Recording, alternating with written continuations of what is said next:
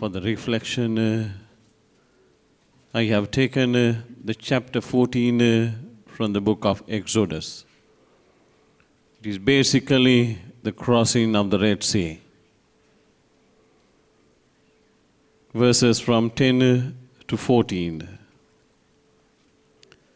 As Pharaoh drew near, the Israelites looked back, and there were the Egyptians advancing on them. In great fear, the Israelites cried out to the Lord. They said to Moses, "Was it because there were no graves in Egypt that you have taken us away to die in the wilderness? What have you done to us, bringing us out of Egypt? Is this not the very thing we told you in Egypt? Let us alone and let us serve the Egyptians, for it would have been better for us to serve the Egyptians than to die in the wilderness." But Moses said to the people, "Do not be afraid, stand firm, and see the deliverance that the Lord will accomplish for you today. For the Egyptians whom you see today, you shall never see again. The Lord will fight for you, and you have only to keep still." My dear brothers and sisters in Christ, as the things are not seemingly very easy for us, but God is going to say, as He said to the people through Moses, the Lord will fight for you, and you have only to keep still. The very words again, the Lord will fight for you, and you have only to keep still. මාදෑබර සහෝදර සහෝදරයාබර දුවා දරුවනි, මෙනික්මයාමේ අත්දැකීමේ තීරණාත්මක තැන් ගොඩාක් තිබුණා වුණාට රතු මුහුදින් එතෙර වෙන අත්දැකීම හරි ලස්සන ජීවිත අත්දැකීමක් මේ ඊශ්‍රායල් ජනතාවටත් මෙනෙහි කරන අපිට. මගේ ජීවිතේ සිදුවීම් කිහිපයකින් එක අත්දැකීමකට ආවොත් සප්‍රසාද වහන්සේ මගේ අම්මාගේ ජීවිතය සුවපත් කරපු අවස්ථා ගණන් අසීමිතයි. අසීමිත අවස්ථා ගණනින් එක අවස්ථාවක් තමයි යන්සභාග රෝගිය හැදිලා ඉන්න අම්මාගේ ජීවිතේ රාත්‍රී කාලේ අම්මාට දෙවන වර ඒ අසනීපයේ තදබල වුණ වෙලාවේ අම්මගේ කට තමන්ගේ කන පැත්තට ඇදිලා යනකොට එක හැක් වැහැයිලා යනකොට මා ගෙදරට අරගෙන ආපු සප්‍රසාද වහන්සේ අම්මට දීලා අම්මව නැවත වතාවක් සුව වෙන පැත්තට අරගෙන එන ස්වාමින් වහන්සේ අපි පවුලක් හැටියට දැකලා තියෙනවා. පැය එකහමාරක් වගේ ඇතුළත අම්මගේ කට නැවත තිබුණ තැනට හැරිලා එනවා. අම්මගේ වැහෙන ඇහැ ආයේ විවෘත වෙන්න පටන් ගන්නවා. අම්මා සම්පූර්ණ සුවය නොලැබුවා. ස්වාමින් වහන්සේ අම්මගේ ජීවිතය ඒ වෙලාවේදී අපිට ආයෙ දුන්නා. අම්මා සුව වෙලා අනිත් පැත්ත හැරෙනකොට අම්මගේ කටහඬ අඩු වෙලා තිබුණා. කතා කරන වචන ගාන අඩු වෙලා තිබුණා. හැබැයි අම්මගේ ජීවිතයට ස්වාමින් වහන්සේ සුවය දුන්නා. යමක් අඩු වුණා ඊතුරු ජීවිත කාලෙදී. හැබැයි ජීවත් වීමට අවශ්‍ය කරන සුවය උන්වහන්සේ දෙනවා. එක පුතෙක් රෝහල් ගත වෙනවා ඩෙන්ගු උන නිසාම. තාත්තා කියන්නේ වරින් වර දුරකථනයෙන් කතා කරලා "ෆාදර්, ප්‍රාථමික අංශයේ ළමයි ඔක්කොන්ටම කියන්න එක විනාඩියක් මගේ පුතා වෙනුවෙන් ඔරසන් කියන්න" කියලා. මා ප්‍රේමවන්තයනි, ඒ ඉල්ලීම ඒ වෙලාවේ තිබුණ කාලසටහනේ තියෙන හැමදේම නතර කරලා දරුවන්ව දනගස්සලා අපි විනාඩියක් යාක්ෂා කළා. මේ යාක්ෂාවේ අත්දැකීමේ ගැඹුරු තැනකට ගියයින් පස්සේ අවසානම දේ තමයි ඒ දවසේ දහවල් කාලේ වෙනකොට ඒ තාත්තා කතා කරලා කියනවා "ෆාදර්, දොස්සරලා අතෑරලා තියපු අපේ ජීවිතේ මහා වේදනාවක් ගෙන දුන්න මේ පෙනෙන ස්වභාවය අතහැරලා ස්වාමින් වහන්සේ පුතාව හොඳ පැත්තට ගේනවා ෆාදර්. බ්ලඩ් කවුන්ට් එක 11000ට බැහැපු 11000න් 8000ට අඩු වුණ නහර පුපුරනවා කියලා කියපු අවස්ථාවේ ඉඳන් උන්වහන්සේ මේ දරුවව හරවනව සුව වෙන තැනට. එහෙම ස්වාමින් වහන්සේ කෙනෙක්ව තමයි ඔබ හා මා අතරට ශිවමාන වැඩ සිටින්නට යන්නේ. මා ප්‍රේමවන්තේනි, what you need is strong faith. If you don't have faith, if you don't believe in one God, although you profess that you believe in one God in the creed, if you do not have it in practice, it is same like the people said to Moses just before the deliverance, why did you bring us to this wilderness? ඇයි මේ කාන්තාරයට ගෙනාවේ? It would have been better for us to live in Egypt rather than to die in the wilderness. දබර සහෝදර සහෝදරියනි, දබර දුවා දරුවනි, මේ රතු මුහුදේ කතාවේ ස්වාමින් වහන්සේ මෙහෙම ලස්සන පණිවිඩයක් ගේනවා. The bigger message for me in my reflection is Pharaoh from his side always questioned, where is your God? It was his question many a times, where is your God? In all the plagues, he questioned, where is your God? Even at the point of the Red Sea, he questioned, where is your God? We have chased after you, we are nearing, we are close to you, where is your God? But Moses kept his faith alive and he said, God is with us. For the question always raised by Pharaoh, where is your God? The answer from the side of Moses was, God is with us. That was his faith. මා හිතනවා දයාබර දුව දරුවනේ දයාබර සහෝදර සහෝදරියනි, මෙනික් මේ අපි අත්දැකීමේ ස්වාමින් වහන්සේ මෙහෙම දෙයක් කරනවා. ඔබ පැහැදිලිව වසංගත 10 කියවලා බලන්න. මේ වසංගත 10 ඇතුලේ අපිට හම්බ වෙනවා මෙහෙම වාක්‍යයක් හැම තිස්සෙම. ස්වාමින් වහන්සේ පාරාවෝගේ සිත දැඩි කළසේක. වසංගතයක් එවනවා, පාරාවෝ හිතනවා පිටත් කරනවා කියලා. එමෙ හිත ස්වාමින් වහන්සේ කියන පාරාවෝගේ හිත දැඩි කළා. පාරාවෝ ආයේ තමන්ගේ තීරණය වෙනස් කර ගන්නවා. 10 වෙනි වසංගතේ එනකම්ම පාරාවෝ සිත දැඩි කර ගන්නවා. අපිට බලන්න මේ අවස්ථාවේදීත් ස්වාමින් වහන්සේගේ වචනයම කියනවා, මා ප්‍රේමවන්තේනි, පාරාවෝගේ සිත ස්වාමින් වහන්සේ දැඩි කළසේක. 8 වෙනි වගන්තිය අපිට කියනවා ස්වාමින් වහන්සේ මිසරේ රජු වන පාරාවෝගේ සිත දැඩි කළසේක.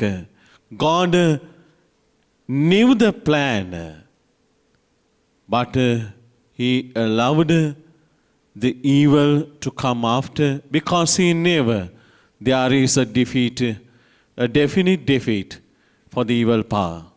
He never that there is a definite defeat for the evil power. හැබැයි මේ බලවන්ත වෙන නපුරගේ ඇතුලේ මිනිසුන්ට ඒත්තු ගන්නවන්න කාරණාවක් ස්වාමින් වහන්සේ ගාම තිබුණා. ඒක තමයි ඊට වඩා මම බලවන්තයි කියන එක. මදබර සහෝදර සහෝදරියනි, මිනිසුන්ට කණ්ඩ බොණ්ඩ නැති වෙනකොට, රැකියාවේ පඩියෙන් භාගයක් හම්බ වෙනකොට, රැකියාවෙන් ඉවත් වෙන කාලයක් මේ කාලය වෙනකොට, වෛද්‍ය වෘත්තිය ඇතුලේ සොයාගත දේ මේ වෙනකොට නොහැකියාවකට පත් වෙනකොට ස්වාමින් වහන්සේ ආයේ කියනවා නැහැ, මේ බලවන්ත වෙන නොහැකියාව ASCII, මේ බලවන්ත වෙන නපුර ඇතුලේ මාගාව උත්තරයක් තියෙනවා. ඒක තමයි මායේ පරාජය කරනවාමයි. ඔබ හිතනවා නම් ඇයි උන්වහන්සේ මෙච්චර කාලයක් ගන්නෙ කියලා? ඒක උන්වහන්සේ දෙන උත්තරය ඇතුළෙමයි තියෙන්නේ. The reflection, if you ask, why God takes such a lot of time to cure this disease, to give an answer for this pandemic, the answer is always belongs to God. It is itself the reflection. It has a time. God is taking time to give us a powerful message. මේ වලාකුලත් එක්ක ආපු මිනිස්සු දැන් හිර වෙන්නේ ඉස්සරහින් රතු මුහුද පිටිපස්සෙන් සේනාව. මේ දෙක මැද්දේ හිර වෙනකොට දේව වචනේ මා ප්‍රේමවන්තයන් හරි ලස්සන මෙනෙහි කිරීමකට ගෙනියනවා. අපිට කියන මේ වලාකුල ඉස්සරහින් ගිය වලාකුල දැන් එනවා පිටිපස්සට. ඇවිල්ලා මේ එන සොල්දාදුවන් අතරයි සෙනග අතරයි මැද ඉඳලා මේ මිනිසුන් නොපෙනෙන විදිහට මේ වලාකුලෙන් බාධාවක් ඇති කරනවා මේ සතුරාට. God took time. He had a plan. He knew how to defeat the evil. මේ ඉස්සරහින් ගිය වලාකුල මැදට ඇවිල්ලා තමන්ගේ මිනිසුන් යනකම්ම මේ අනතුරට බාධාවක් වෙනවා.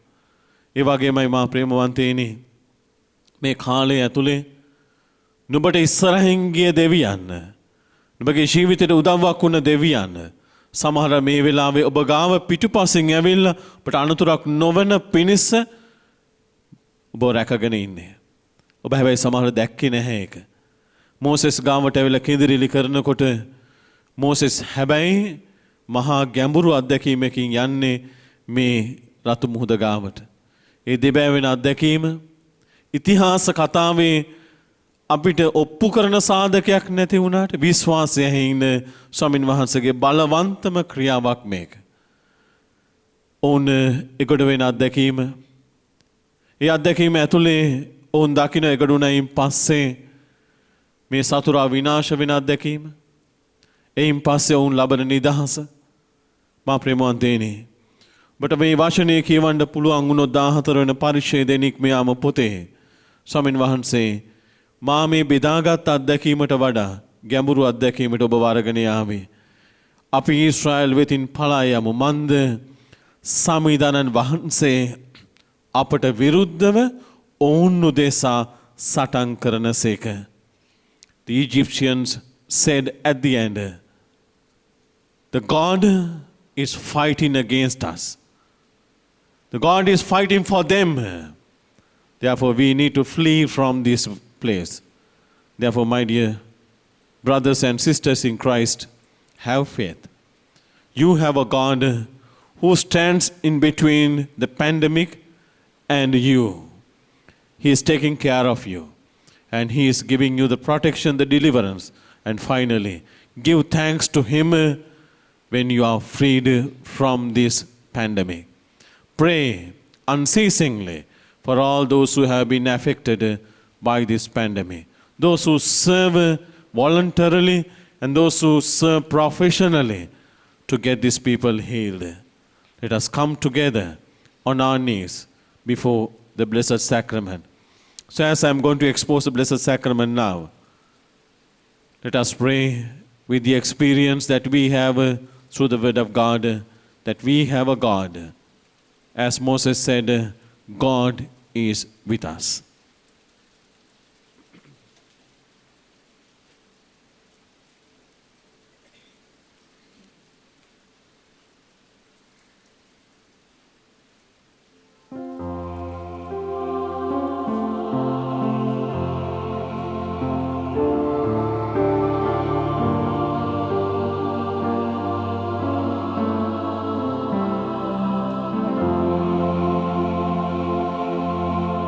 Oh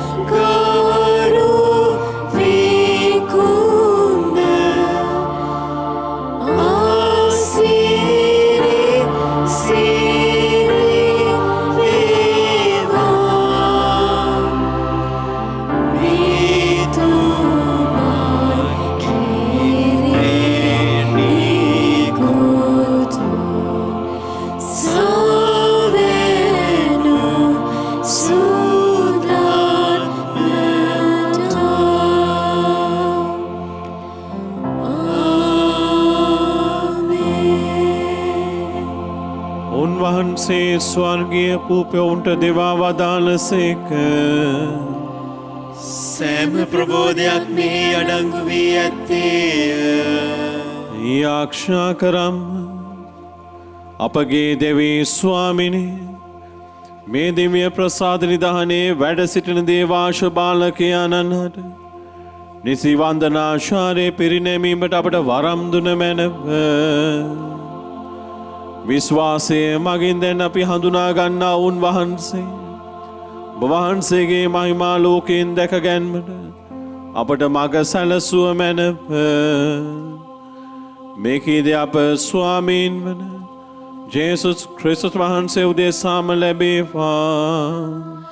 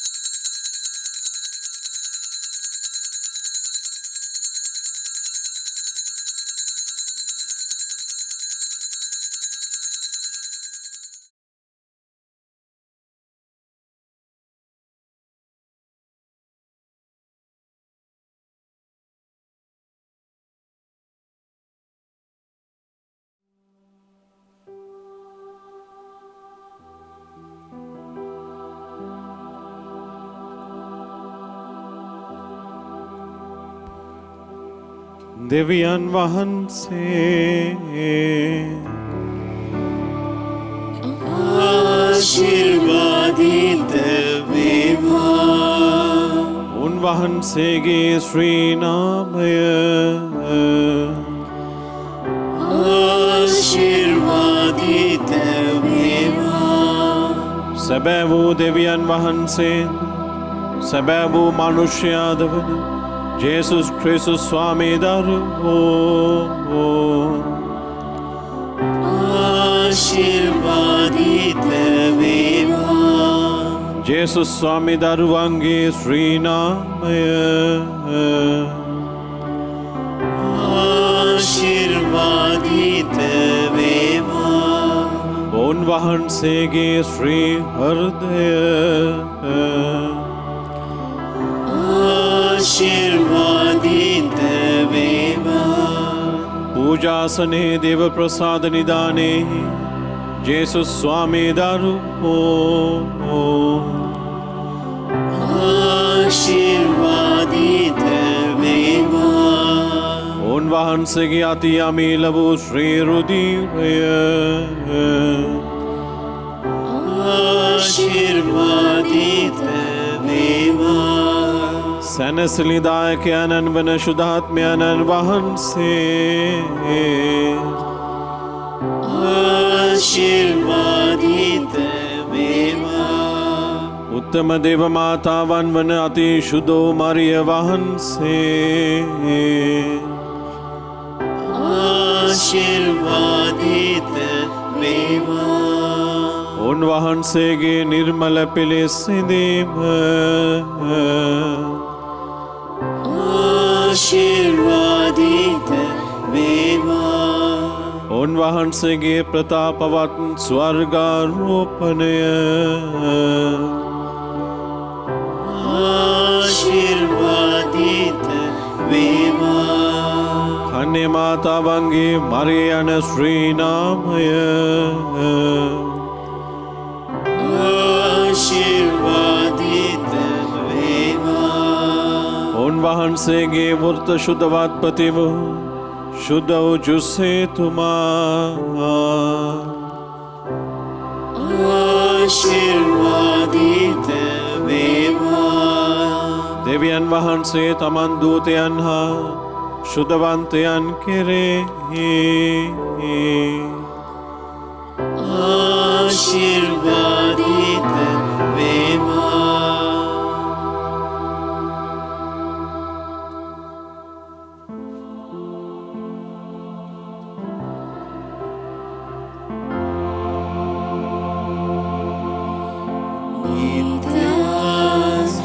ස්තුතියට යෝග්‍ය වූ දිව්‍ය සප්‍රසාද වහන්සේ